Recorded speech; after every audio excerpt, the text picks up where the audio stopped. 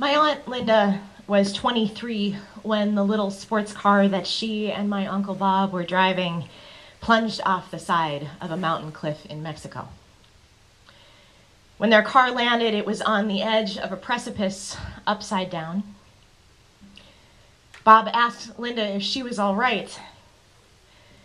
"I heard the neck of my guitar snap on the way down," she said. And then she looked at her hand and realized that the turn signal lever had pierced it completely through, and she couldn't feel a thing. Her own neck had snapped too in that same terrible, poetic moment.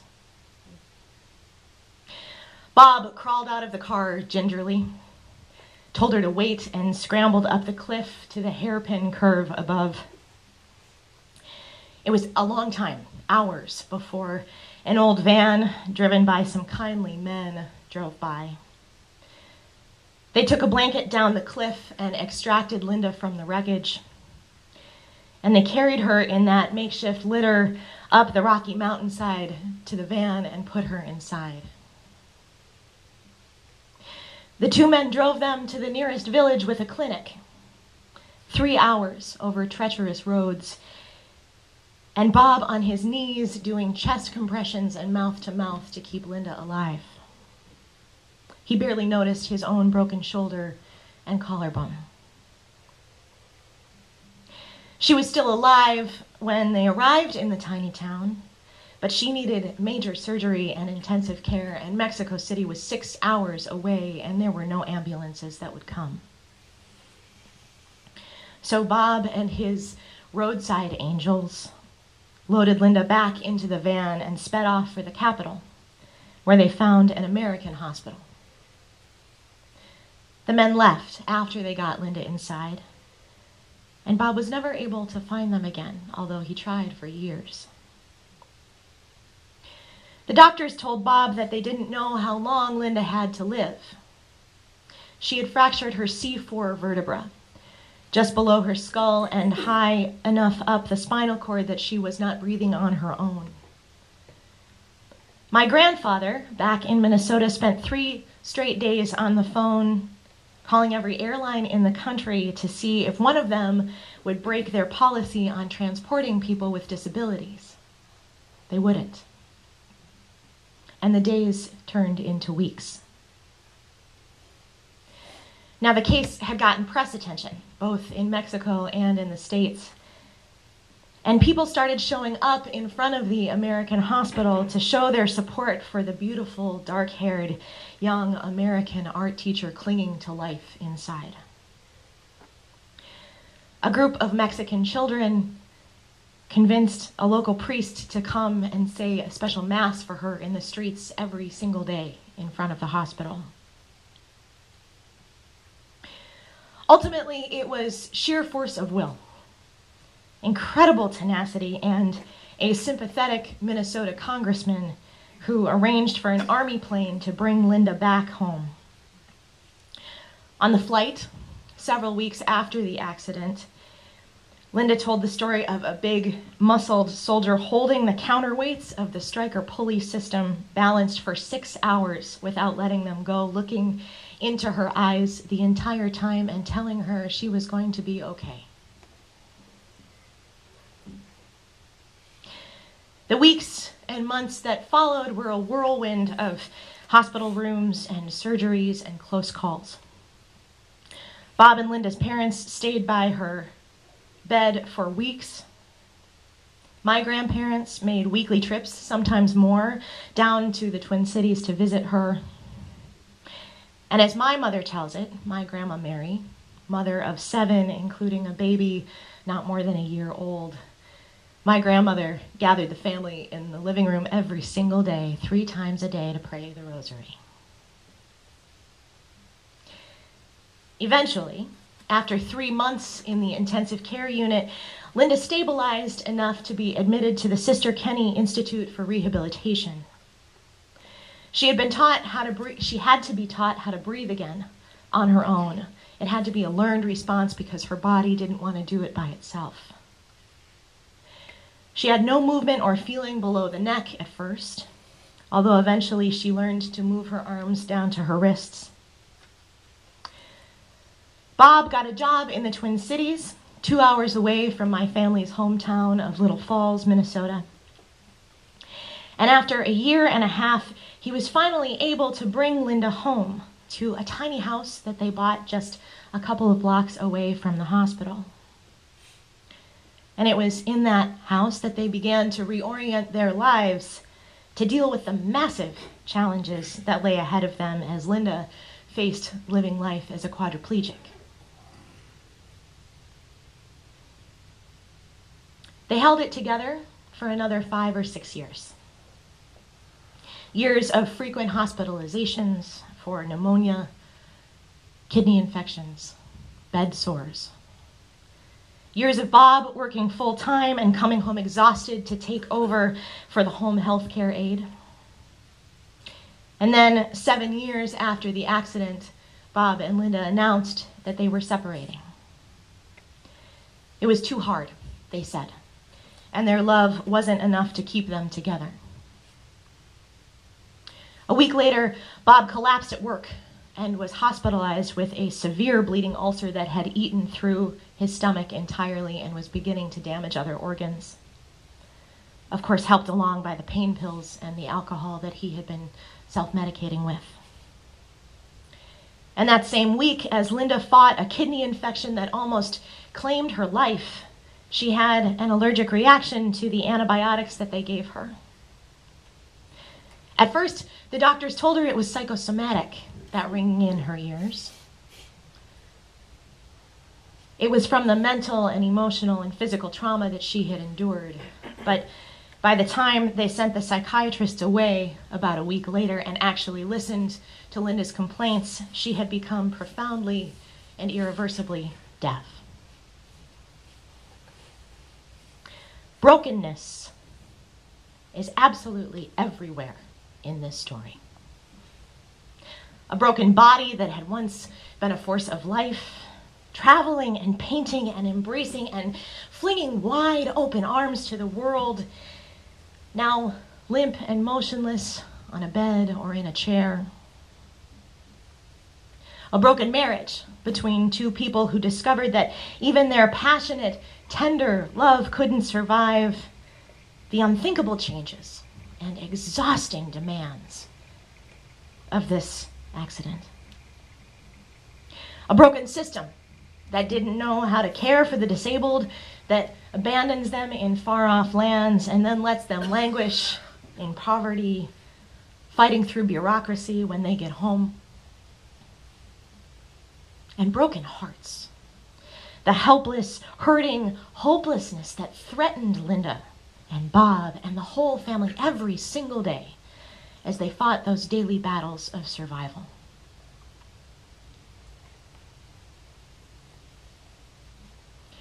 Most of us will never literally go off the cliff.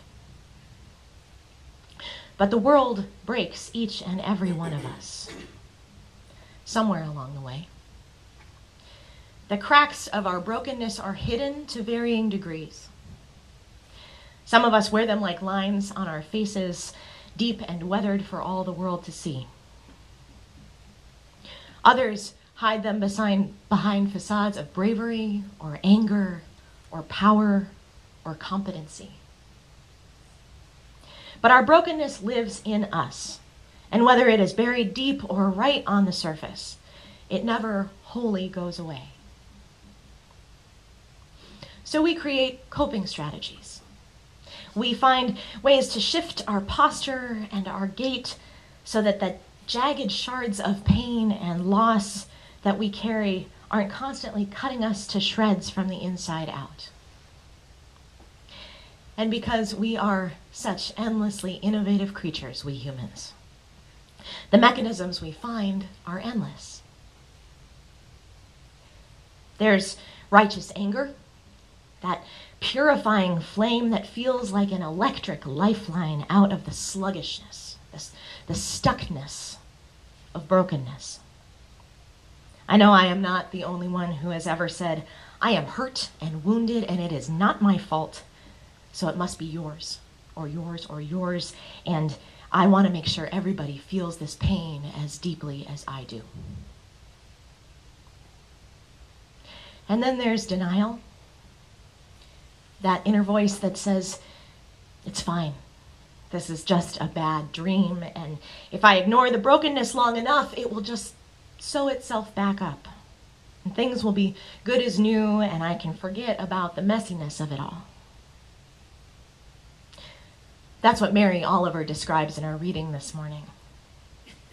In the first lines of the poem, she sees the broken body of this tiny rabbit. For days, all she can do is look at it, waiting for the air, the wind, the rain to just make it all go away. But the great universal forces seem indifferent to this microcosmic tragedy. And so the rabbit's carcass just sits there, decaying and beginning to roil with the ugliness of death. She feels repulsed and completely helpless to do anything but watch. Yet another coping strategy is throwing ourselves into the busyness, the actions and the routines and the activities that we are supposed to do when we're faced with brokenness and grief and loss. We don't deny those painful things are happening, but instead of dealing with the emotional realities of what they will mean for our lives, we use everything from ritual to bureaucracy to self-help processes to keep us from falling into the abyss. This is the person who admits they're an alcoholic, but wants to race through the 12 steps at lightning speed because they'd rather have the checked off to-do list than sit with the anxiety and messiness of what fueled their addiction in the first place. These are the families I encountered as a chaplain in an urban hospital, huddled in the sterile waiting room of the emergency department right after getting the news that their beloved had died of a stroke or a gunshot wound or a hit and run. So unable to enter into this unfathomable new reality that all they could think to do was to ask me to go through the release of body form and the grief pamphlets and the insurance information again and again, making sure every line was correct, every box was checked, every social security number correct. The women who come to Jesus' tomb at dawn in Luke's gospel are using this busyness strategy too. The same women were there with Jesus throughout his entire ordeal, walking alongside him as he carried the cross, tending to him along the way, standing at his feet as he hung there, slowly dying for 3 torturous hours. These women loved him, and they are broken because he is dead. And so in their brokenness, what do? Jesus dies on a Friday afternoon, and as soon as he is taken down from the cross, the women spring into action. They would be making casseroles or Jell-O salad if they were here in Wisconsin. They quickly embalm and anoint and wrap him in the shroud as commanded by Jewish law before the sun goes down, before Shabbat starts. And then they go home. They observe the Sabbath. They follow the rules and obey the protocols. I imagine them sitting there eating with their families and saying the old prayers, doing everything in their power to keep that grief at bay with the familiar ritual.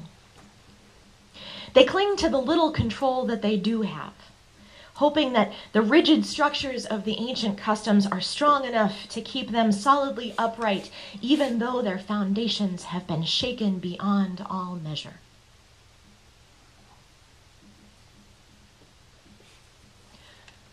But when the Sabbath is done and they arrive at the tomb on Sunday morning, nothing is as they expect it to be. I imagine the women looking at one another as that looming, unsealed entry comes into view. The churning in their stomachs, wondering if the grave robbers or vandals have come to add insult to their already bitter injury. They peer into the dark depths of the stone sepulchre, and the body isn't there. They see the burial linens lying in a rumpled pile on the cold ground. Their panic rises as they turn, but as they pivot, a flash. Suddenly, the author writes, 2 men in dazzling clothes stood beside them. The women were terrified and bowed their heads to the ground. Brokenness is absolutely everywhere in this story, too. A broken young man, a radical prophet for justice and compassion with a message of liberation, whose life is stolen by small, jealous, petty people. A broken community who thought he was their savior, traumatized by their witness of his brutal death and this last bitter insult of defiled sacred space. And a broken system, violent, indifferent, corrupt, that had done the unthinkable to protect its power and maintain the status quo.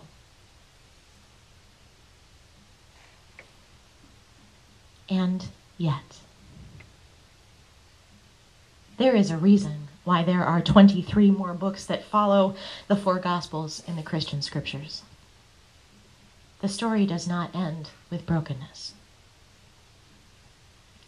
On this Easter morning, my friends, I stand here to remind us all, you and you and you and you and me, of the oldest message in the world. And it is this: out of brokenness, new life, tenacious, inexplicable, gracious new life emerges. We may not recognize it, not at first. The women shield their eyes when they see these dazzling strangers, unable to comprehend. The author's wording in the original Greek makes it clear that these are angels, come from the heavens to deliver a message. The terrified women bow their heads to the ground, and we can only imagine how they feel.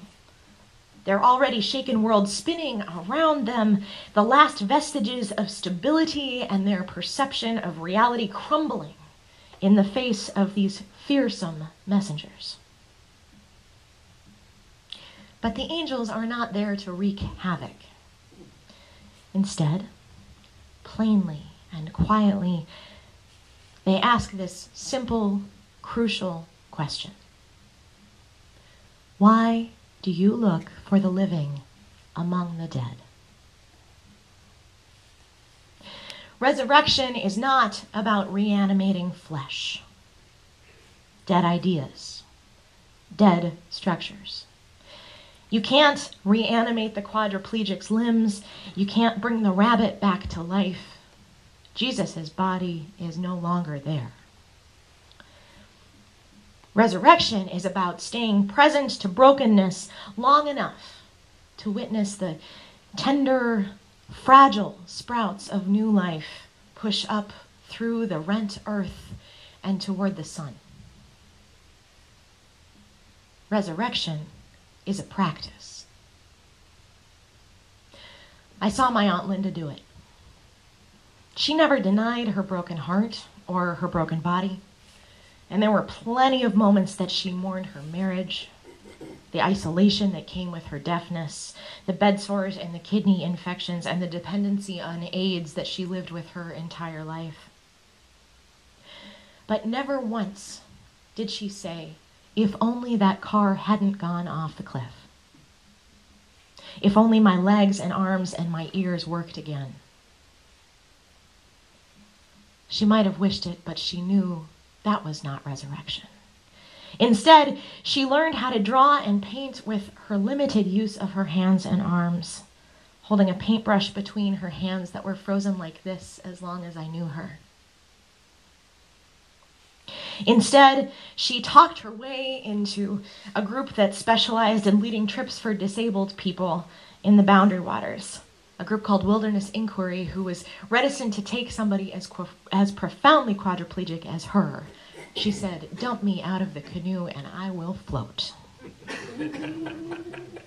Instead, she struck up friendships with newspaper columnists and read voraciously and scooted around the city in her electric wheelchair and left a check register that when she died had no more than $150 in it and a long debit record of donations in $2 and $5 and $10 amounts to any good cause that came knocking at her door, her tiny, federally subsidized apartment door. Resurrection is a practice. We see Mary Oliver do it in her poem when she realizes there is no one but me, and my hands like fire to lift him to a last burrow. Willing to come face to face with her grief, with the violence, with the death and decay, she finally buries the broken body of the little rabbit. And then the mundanely miraculous. The day after I've shoveled the earth over in a field nearby, I find a small bird's nest, lined, pale and silvery, and the chicks, are you listening, death, warm in the rabbit's fur. New life, literally hatching out of the empty skin of death, made possible by her willingness to be present to her brokenness, to the rabbit's brokenness, to the world's brokenness. Resurrection is a practice. And we see the women do it. At first, they don't recognize what's going on. They can't see it. They're so busy looking at the empty tomb and the pile of rags that they miss the angel's appearance. But then everything changes when the angels say, "Why do you look for the living among the dead? He is not here, but he is risen." The new life doesn't look like the old.